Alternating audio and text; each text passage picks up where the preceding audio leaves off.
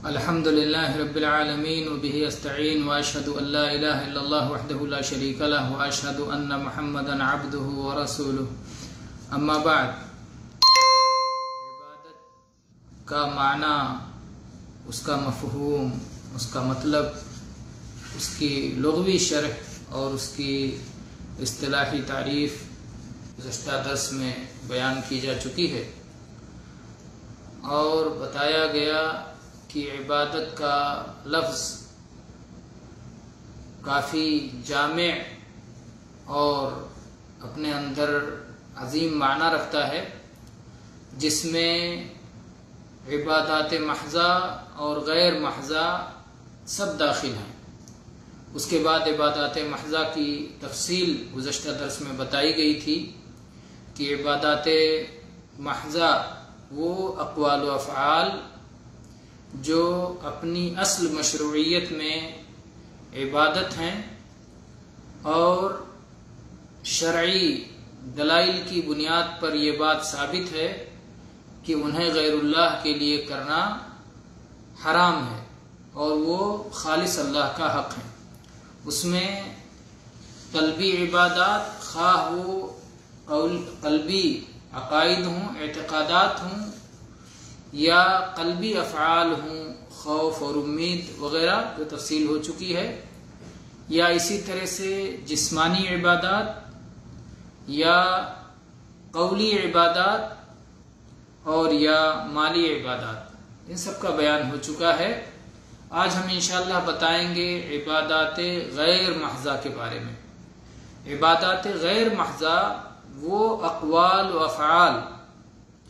جو اپنی اصل مشروعیت کے اعتبار سے عبادت تو نہیں ہے، لیکن نیک نیتی کی بنا پر وہ عبادت بن جاتے ہیں۔ ان کی 3 صورتیں ہیں۔ پہلی صورت یہ ہے کہ وہ فرائض و مستحبات میں سے ہوں جو کہ اصلاً عبادت نہیں ہیں۔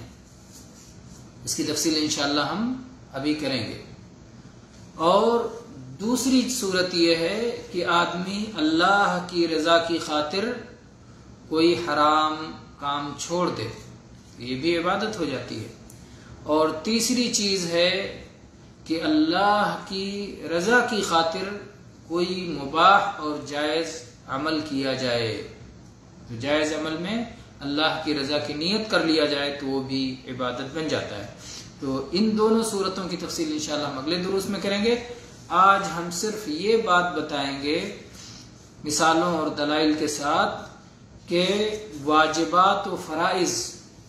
وہ مستحبات و مندوبات جو اصلاً عبادت نہیں ہیں، انہیں بھی اگر ہم اللہ کی رضا کی خاطر انجام دیتے ہیں تو وہ عبادت بن جاتے ہیں۔ جیسے خود پر خرچ کرنا، یا اپنی بیوی کا نفقہ دینا، یا اپنی اولاد کا نان نفقہ برداشت کرنا، یا قرض کی ادائیگی، یا نکاح کرنا جو فرض یا مستحب ہے، یا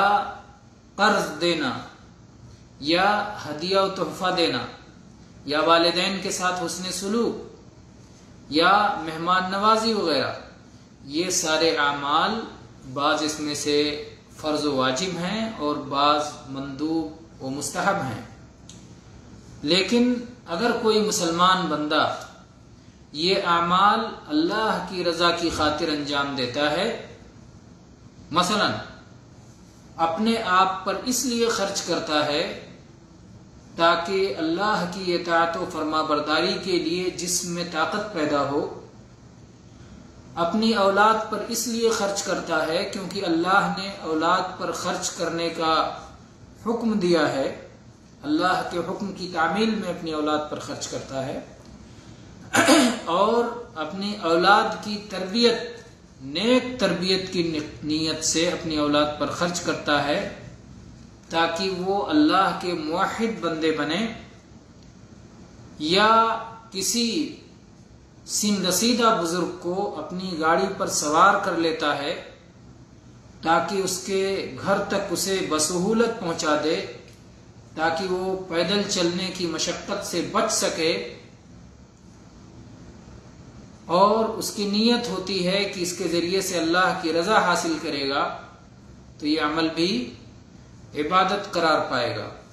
یا نکاح اس نیت سے کرے تاکہ خود کو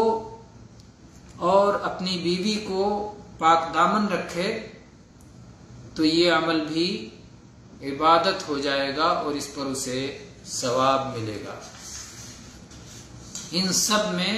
اہل علم کے درمیان کوئی اختلاف نہیں ہے، یہ نزاعی مسائل نہیں ہیں، بلکہ بالاتفاق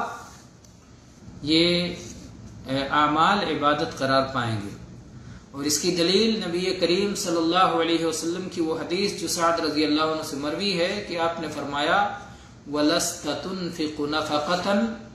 تَبْتَغِي بِهَا وَجْهَ اللَّهِ إِلَّا أُجِرْتَ عَلَيْهَا حَتَّى مَا تَضَعَهُ فِي امْرَأَتِكَ۔